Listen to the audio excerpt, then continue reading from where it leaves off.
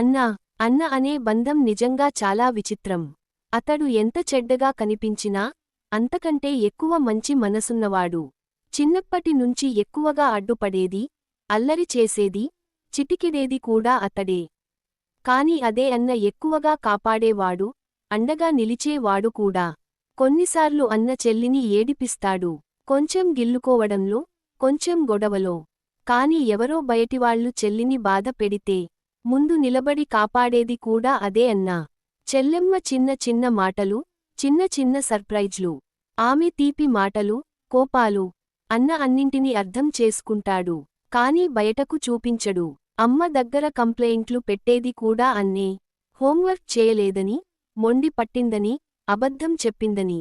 కాని అదే అమ్మ ముందే ఎవరైనా చెల్లిని మందలిస్తే మొదటగా అన్నే చెబుతాడు, వదిలేయండి, నా చెల్లి. ఇంట్లో నవ్వులు, అల్లర్లు, చిన్న చిన్న గొడవలు అన్నివి.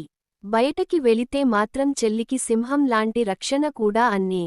ఎక్కడికైనా వెళ్ళాలి, అతడు తోడు. ఎక్కడైనా భయం, అతడు తోడు. ఏ సమస్య వచ్చినా ముందుగా నిలిచేది అన్నే.